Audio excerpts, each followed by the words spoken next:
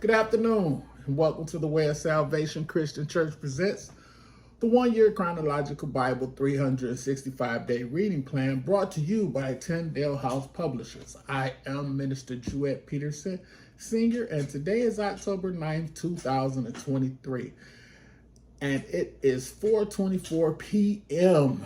So we are reading day number 63.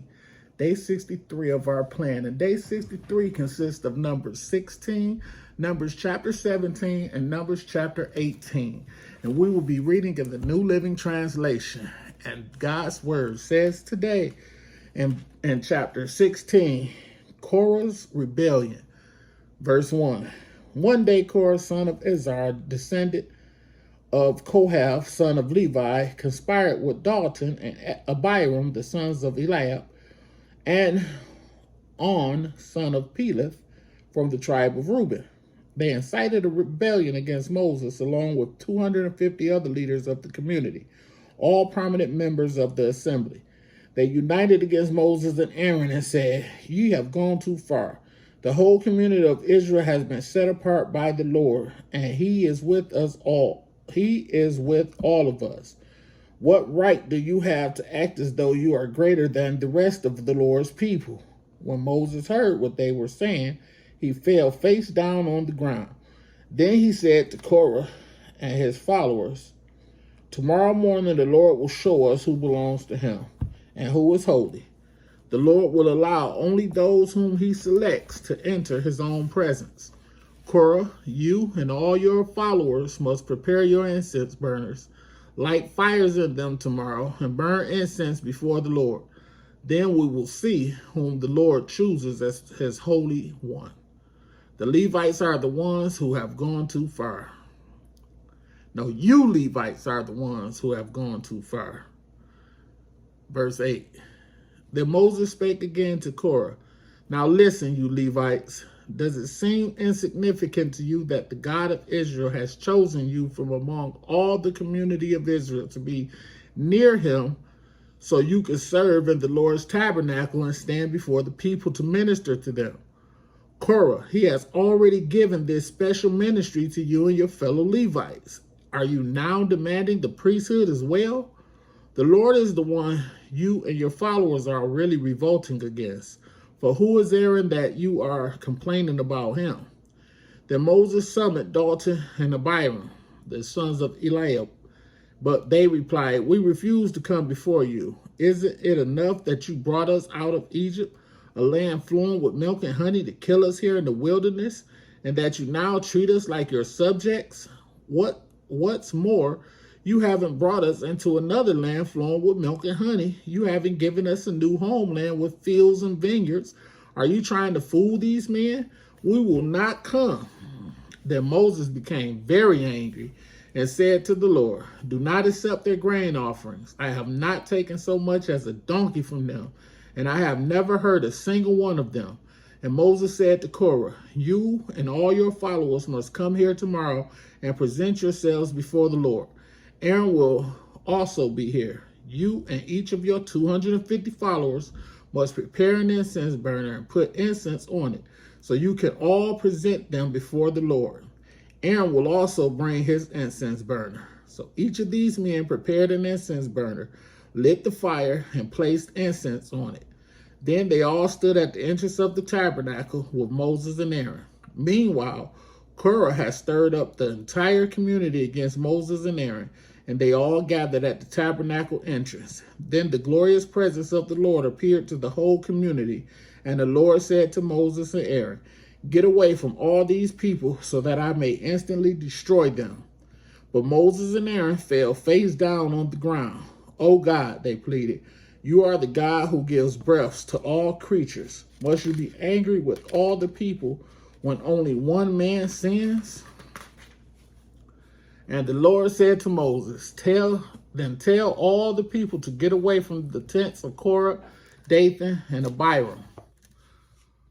So Moses got up and rushed over to the tents of Dathan and Abiram, followed by the elders of Israel. "Quick," he told the people, "get away from the tents of these wicked men and don't touch anything that belongs to them. If you do, you will be destroyed for their sins. So all the people stood back from the tents of Korah, Dathan, and Abiram. Then Dathan and Abiram came out and stood at the entrance of their tents, together with their wives and children and little ones. And Moses said, "This is how you will know that the Lord has sent me to do all these things that I have done, for I have not done them on my own. If these men die a natural death, or if nothing unusual happens, then the Lord has not sent me. But if the Lord does something entirely new, and the ground opens its mouth and swallows them and all their belongings, and they go down alive into the grave, then you will know that these men have shown contempt for the Lord."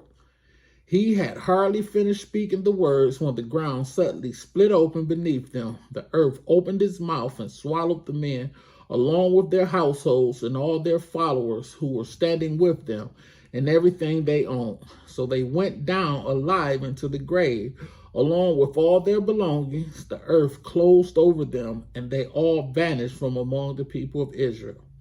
All the people around them fled when they heard their screams. "The earth will swallow us too," they cried. Then fire blazed forth from the Lord and burned up the 250 men who were offering incense. And the Lord said to Moses, "Tell Eleazar, son of Aaron the priest, to pull all the incense burners from the fire, for they are holy. Also tell him to scatter the burning coals. Take the incense burners of these men who have sinned at the cost of their lives, and hammer the metal into a thin sheet to overlay the altar. Since these burners were used in the Lord's presence, they have become holy. Let them serve as a warning to the people of Israel." So Eleazar the priest collected the 250 bronze incense burners that had been used by the men who died in the fire, and he hammered them into a thin sheet to overlay the altar. This would warn the Israelites that no unauthorized person, no one who was not a descendant of Aaron, should ever enter the Lord's presence to burn incense. If anyone did, the same thing would happen to him as happened to Korah and his followers. So the Lord's instructions to Moses was carried out. But the very next morning, the whole community of Israel began murmuring against Moses and Aaron, saying, "You have killed the Lord's people." As the community gathered to protest against Moses and Aaron, they turned toward the tabernacle and saw that the cloud had covered it, and the glorious presence of the Lord appeared. Verse 43, Moses and Aaron came and stood in front of the tabernacle, and the Lord said to Moses, "Get away from these people so I can instantly destroy them." But Moses and Aaron fell face down on the ground. And Moses said to Aaron, "Quick, take an incense burner and place burning coals on it from the altar. Lay incense on it and carry it out among the people to purify them and make them right with the Lord. The Lord's anger is blazing against them. The plague has already begun." Aaron did as Moses told him and ran out among the people. The plague had already begun to strike down the people, but Aaron burned the incense and purified the people. He stood between the dead and the living, and the plague stopped. But 14,700 people died in that plague, in addition to those who had died in the affair involving Korah. Then, because the plague had stopped, Aaron returned to Moses at the entrance of the tabernacle. The budding of Aaron's staff, chapter 17. The budding of Aaron's staff, verse 1. Then the Lord said to Moses, "Tell the people of Israel to bring you 12 wooden staffs, one from each leader of Israel's ancestral tribes, and inscribe each leader's name on his staff. Inscribe Aaron's name on the staff of the tribe of Levi. For there must be one staff for the leader of each ancestral tribe. Place these staffs in the tabernacle in front of the ark containing the tablets of the covenant, where I meet with you. Buds will sprout on the staff belonging to the man I choose. Then I will finally put an end to the people's murmuring and complaining against you." So Moses gave the instructions to the people of Israel, and each of the 12 tribal leaders, including Aaron, brought Moses a staff. Moses placed the staffs of the Lord's presence in the tabernacle of the covenant. When he went into the tabernacle of the covenant the next day, he found that Aaron's staff, representing the tribe of Levi, has sprouted, budded, blossomed, and produced ripe almonds. When Moses brought all the staffs out from the Lord's presence, he showed them to the people. Each man claimed his own staff. And the Lord said to Moses, place Aaron's staff permanently before the Ark of the Covenant to serve as a warning to rebels. This should put an end to their complaints against me and prevent any further deaths. So Moses did as the Lord commanded him. Then the people of Israel said to Moses, look, we are doomed. We are dead. We are ruined. Everyone who comes close to the tabernacle of the Lord dies. Are we all doomed to die? Stop sinning.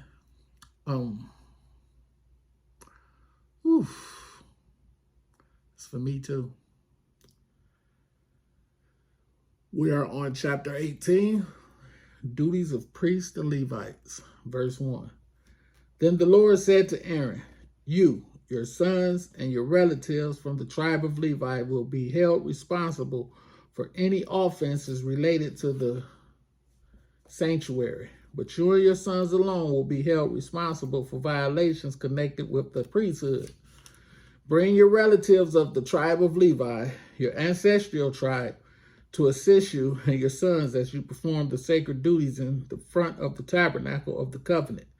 But as the Levites go about all their assigned duties at the tabernacle, they must be careful not to go near any of the sacred objects or the altar. If they do, both you and they will die. The Levites must join you in fulfilling their responsibilities for the care and maintenance of the tabernacle, but no unauthorized person may assist you. You yourselves must perform the sacred duties inside the sanctuary and at the altar. If you follow these instructions, the Lord's anger will never again blaze against the people of Israel. I myself have chosen your fellow Levites from among the Israelites to be your special assistants. They are a gift to you, dedicated to the Lord for service in the tabernacle. But you and your sons, the priests, must personally handle all the priestly rituals associated with the altar and with everything behind the inner curtain. I am giving you the priesthood as your special privilege of service. An unauthorized person who comes too near the sanctuary will be put to death. Excuse me. Seems to always happen when I'm reading. Support for the priests and Levites, verse 8. The Lord gave these further instructions to Aaron. I myself have put you in charge of all the holy offerings that are brought to me by the people of Israel.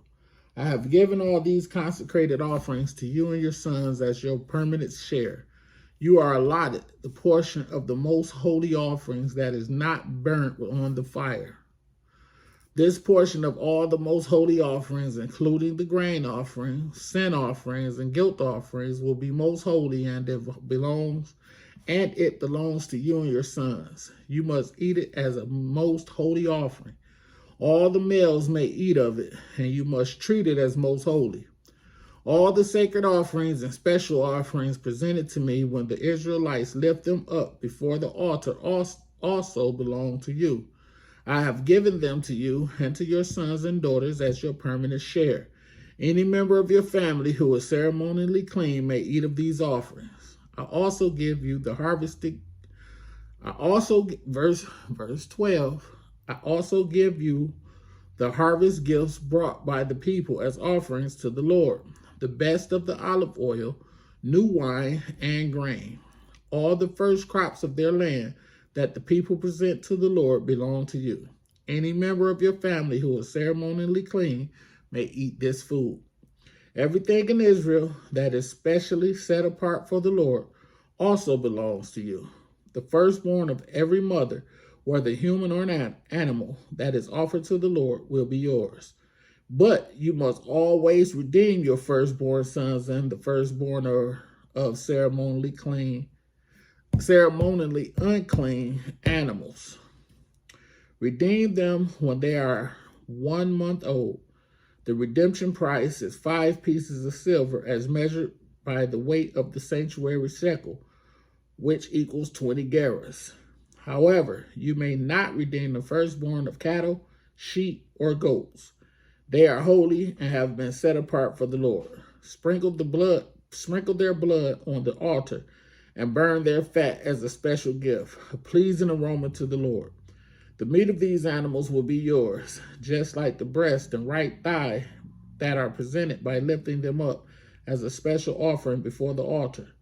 Yes, I am giving you all these holy offerings that the people of Israel bring to the Lord. They are for you and your sons and daughters to be eaten as your permanent share. This is an eternal and unbreakable covenant between the Lord and you, and it also applies to your descendants. And the Lord said to Aaron, you priests will receive no allotment of land or share of property among the people of Israel. I am your share and your allotment. As for the tribe of Levi, your relatives, I will compensate them for their service in the tabernacle. Instead of an allotment of land, I will give them the tithes from the entire land of Israel. From now on, no Israelites except priests or Levites may approach the tabernacle. If they come too near, they will be judged guilty and will die. Only the Levites may serve at the tabernacle, and they will be held responsible for any offenses against it. This is a permanent law for you to be observed from generation to generation. The Levites will receive no allotment of land among the Israelites, because I have given them the Israelites' tithe, which have been presented as sacred offerings to the Lord. This will be the Levite share.